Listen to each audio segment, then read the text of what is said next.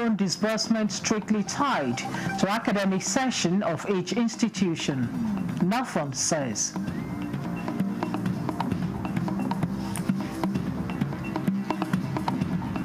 Nigeria Employers Consultative Association and Civil Society Legislative Advocacy Center partner decent work and strengthening ease of doing business in Nigeria. Experts sue for right investment on inland waterways transportation to drive economic growth.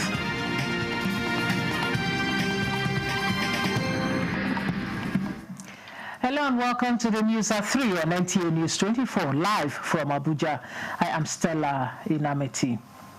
The Nigerian Education Loan Fund, NELFund, says that upkeep loan disbursement is now strictly tied to the academic session of each institution.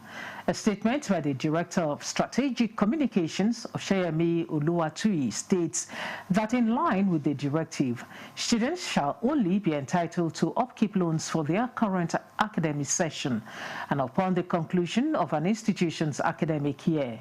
Upkeep payments for that session shall automatically cease. She further said interested loan applicants are required to apply for the loan at the beginning of every academic session to be eligible for both institutional charges and upkeep for that particular session. To ensure accuracy and transparency, the NELFund loan portal is being automated to reflect this adjustment. The Nigeria Employers Consultative Association, NECA, and the Civil Society Legislative Advocacy Center, CISLAC, have entered into a partnership aimed at promoting decent work and strengthening the ease of doing business in the country. The two associations signed a memorandum of understanding to drive research and advocacy on legislation that protects workers' rights, builds capacity, and fosters a safe and productive working environment. At the heart of the collaboration is support for businesses, particularly those in the informal sector, through initiatives such as business formalization, provision of grants, tax relaxation, and other policies designed to boost economic growth.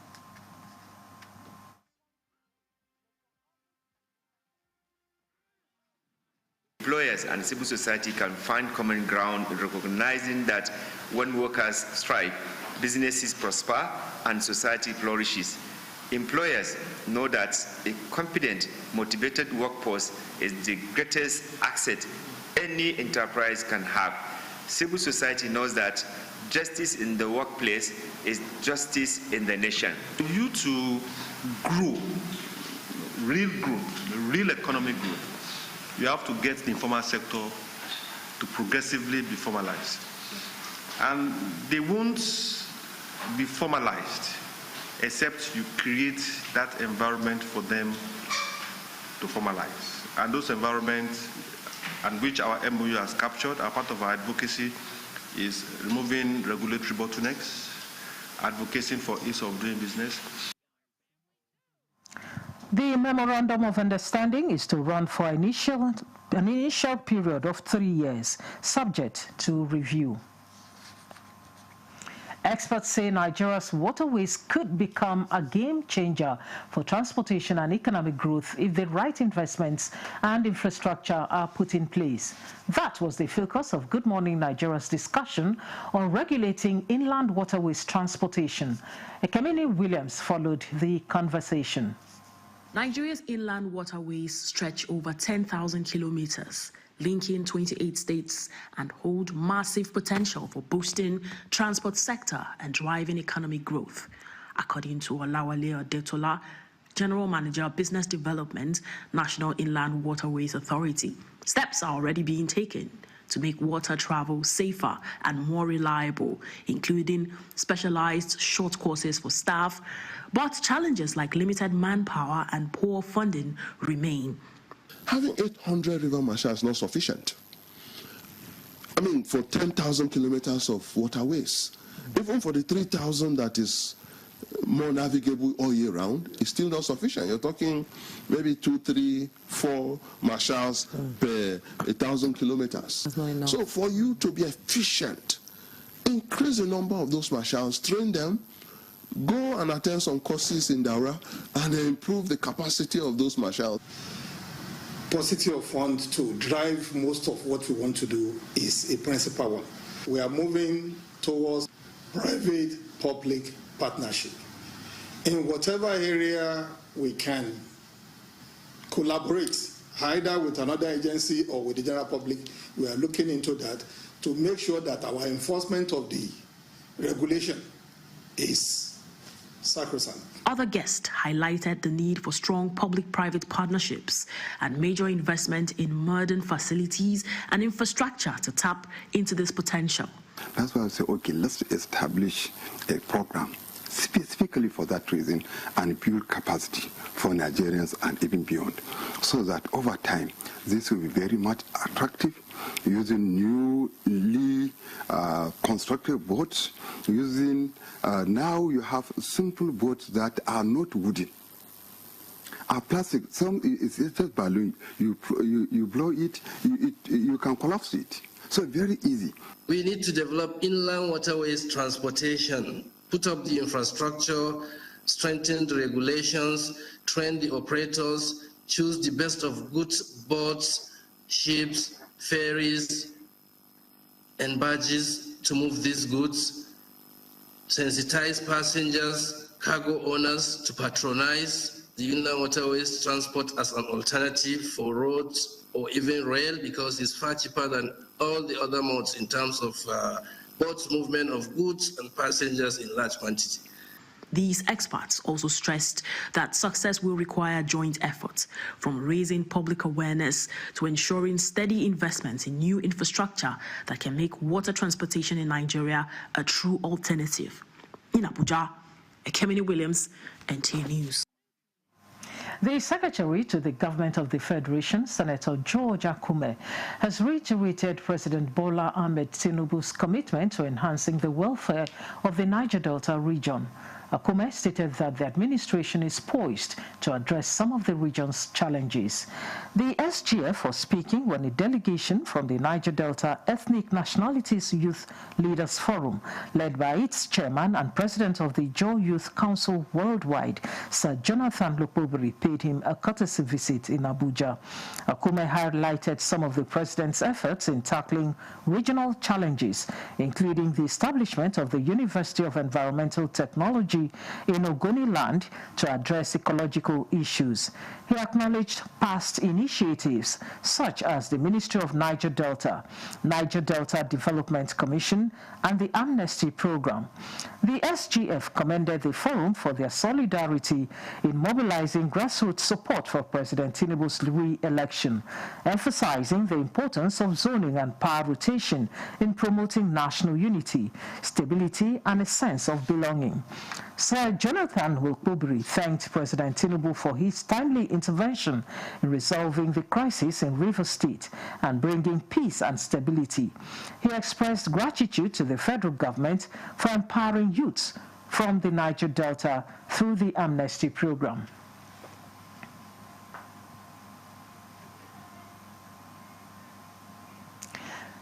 The Inspector General of Police, Kayode Egbetokun, approves the upgrade of the police medical section to a full-fledged Directorate of Medical Sciences in line with the vision for far-reaching reforms and commitment to the welfare of officers and men of the Nigeria Police Force. A statement by the police force notes that the elevation places healthcare delivery at the heart of police welfare and operational efficiency, with the directorate set to institutionalize medical services, strengthen coordination, and improve preventive and emergency healthcare for serving and retired personnel, as well as host communities nationwide. The new directorate will be headed by the Force Chief Medical Director, supported by other directors and professionals to provide specialized oversight and modernize healthcare services. The IGP stresses that the initiative is both a welfare milestone and a strategic investment in national security.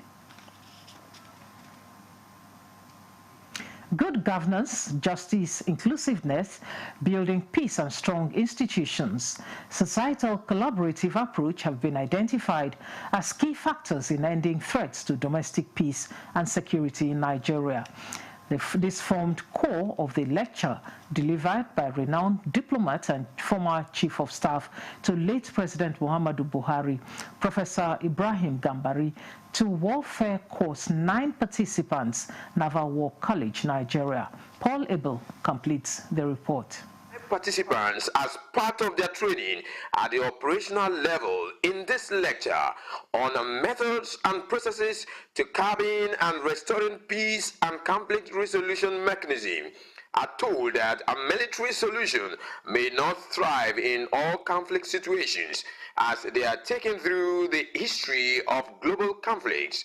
Approaches which include identifying the problem, sound business environment, equitable distribution of resources, respect for rights of others, and human rights capacity development, among others. Lasting peace can only be brought in areas of conflict if there is good governance, if the whole nation and the whole society team together to end threats to domestic peace and security, and also very strong institutions. Others are mechanism for conflict resolution, namely negotiations, mediation, arbitration, litigation, collaboration, cultural diplomacy, and obstacles to conflict resolution. In the peace process, we will always have spoilers.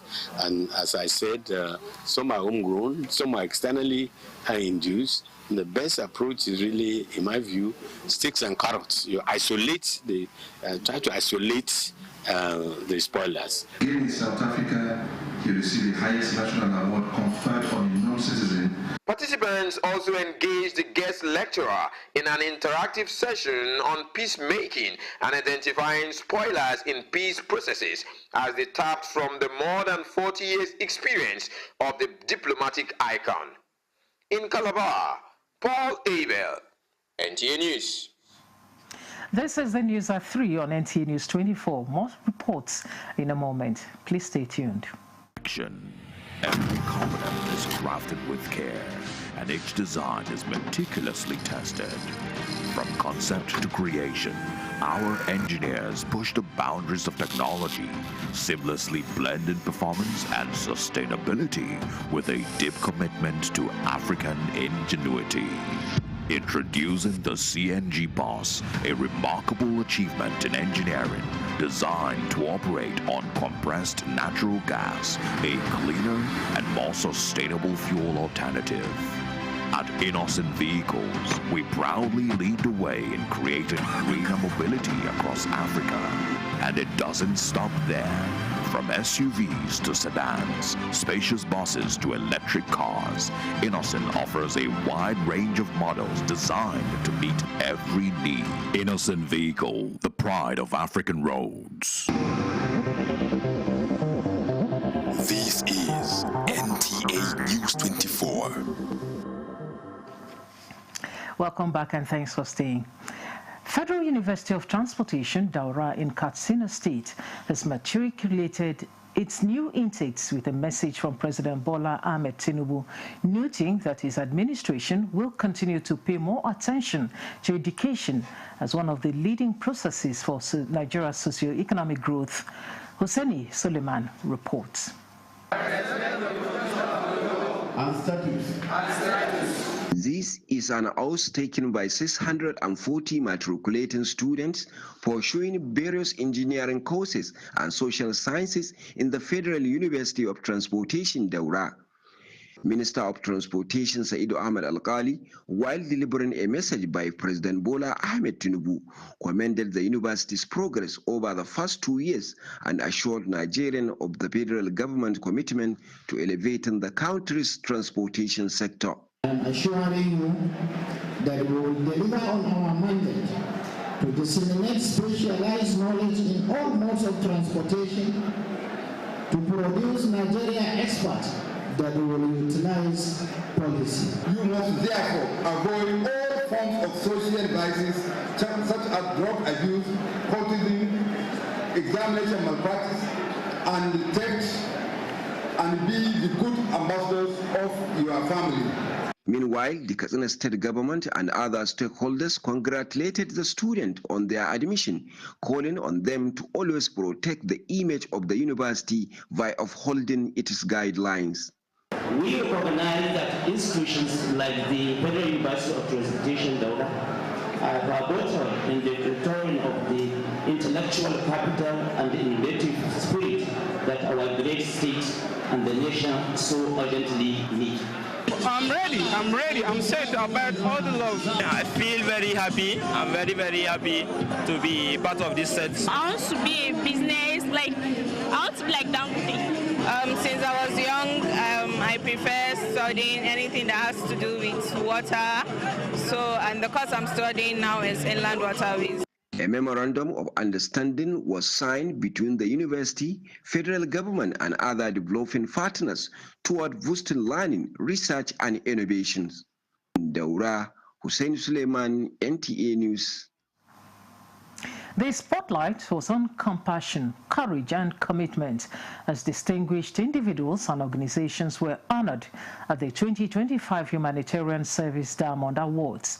The event celebrated outstanding contributions to humanitarian causes in Nigeria, recognizing those who have gone above and beyond to serve the needs of the most vulnerable. Thomas Ugbetere reports that the awards aim to inspire a national culture of service and collective action. The 5 Humanitarian Service Diamond Awards was organized to honor change makers transforming Nigeria's humanitarian landscape and to celebrate organizations making significant contributions to the nation's humanitarian sector. For the wealthy people, I think this is the right time that you can offer your own contributions and donations for these humanitarian aids. A gathering that celebrates compassion, excellence, and service to humanity. Humans who step forward with courage, compassion, and conviction to bring light where there is darkness. To rise again and to place humanity at the top. Some of the award recipients say the recognition will not only motivate them to intensify their efforts, but will also foster a broader culture of service, empathy, and compassion across the country. Lots of people in the society who are weak, who are suffering, who are disabled, who are homeless, who are displaced. And appeal to Nigerians to please imbibe the spirit of humanitarian. Not some people's school fees is as low as 6,500 per term, and you're going to change somebody's life. They emphasized that as Nigeria continues to confront various humanitarian challenges, the unwavering commitment of these awardees will serve as a beacon of hope, inspiring others to take action for the greater good.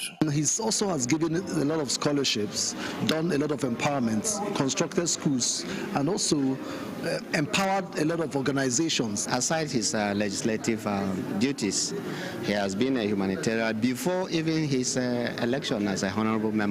The event also reinforces the message that building a better Nigeria requires the active involvement of individuals, organizations, and the government alike, working hand in hand to uplift the most vulnerable members of society.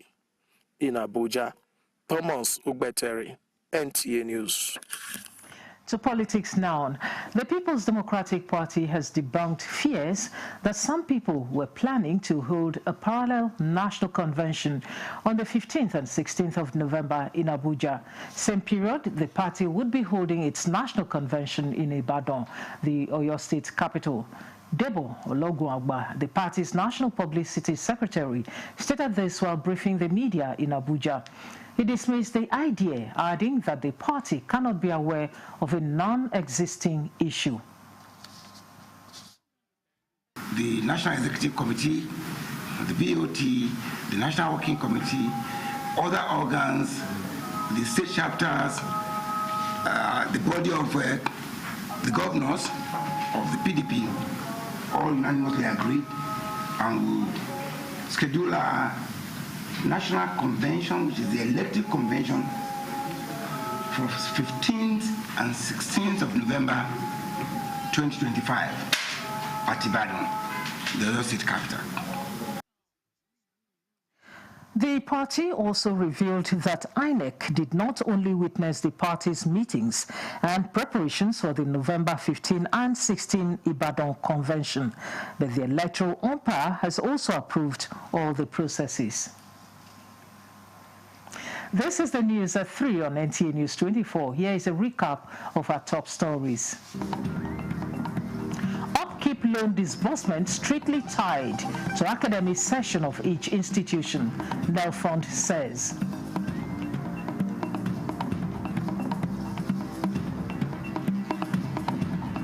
Nigeria Employers Consultative Association and Civil Society Legislative Advocacy Center partner decent work and strengthening ease of doing business in Nigeria. Experts sue for right investments on inland waterways transportation to drive economic growth. This is NTA News 24. The African Institute for Statecraft International has held an inaugural lecture on reinventing leadership and democratic governance in Africa, with the sole aim of influencing a process that will strengthen governance and prudent economic management. Unveiling the lecture, academic doyens and seasoned politicians said for Nigeria to overcome its challenges of economic and political leaderships, there must be a strong will to redesign the electoral process and put necessary structure that will advance the nation. It is high time for us to build quality leaders, leaders of integrity, people of vision, people of capacity, and that cannot happen in isolation. It can only happen through teaching and learning. People at the subnational level, even at the local government level, all of them who are in governance must be held accountable by the citizens. That is why they are elected into office in the first place. And it is through this holding accountable interaction between the citizens and the people who lead them. What we can do as a citizen is to develop the attitude of discipline, set discipline right from our home. Vice President of Nigeria, Kashim Shettima, has visited the Kogi State Governor, Usman Ododo, in Okene to pay his condolence over the demise of the governor's father, Ahmed Momo Sani Ododo. The Vice President was in company of the Borno State Governor, Babagana Zulum. Ajibola Christopher reports that he was earlier at the residence of late Muhammad Modu Manga in Meduguri for the third-day prayer for the repose of his brother-in-law. The Vice President, in company of the Governor of Borno State, Babagana Zulum, on a condolence visit arrived in Okene and were warmly received by Governor Ahmed Usman Ododo, former Governor Yahya Bello, members of the State Executive Council, and the traditional rulers. Addressing newsmen, Vice President Shettima describes the late Ahmed Momo Sani Ododo as a man of deep faith and humility, whose life and service to God and humanity continues to reflect in the leadership qualities of his son, Governor Ododo. He urges the governor and the entire Ododo family to be consoled by the fact that their father lived a fulfilled life, leaving behind enduring legacies of discipline, faithfulness, and compassion. We are here at the behest of President Bola Ahmed Tinubu to commiserate with the government and people of Kogi State, and most especially the Ododo family, over the demise of the patriarch of the family, late Alhaji Ahmed Momo Sani. He was a community leader, a philanthropist, and his son is truly a worthy scion and ambassador for the family. May Allah grant his soul eternal rest and reward him with his Al-Jannah Firdaus. Governor Ododo expresses profound appreciation to the Vice President for personally visiting despite the tight schedule. He notes that the gesture was not just a show of solidarity to the family, but also a demonstration of the Vice President's commitment to the values of unity and compassion. Your presence here today brought comfort and strength while we mourn the passing of my beloved father. Before heading to Kogi State, Correspondent Usman Jibrila reports that the Vice President, Kashim Shettima, among other sympathizers, was at the residence of late Muhammadu Madu Manga in Maiduguri for the third-day prayer for the reposed soul of his brother-in-law.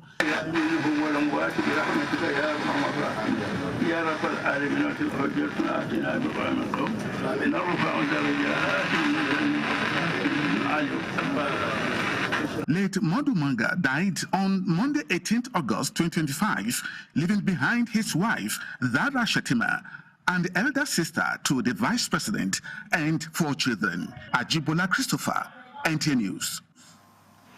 And that concludes the news at 3 on NTA News 24. Thanks for watching. I am Stella Inameti.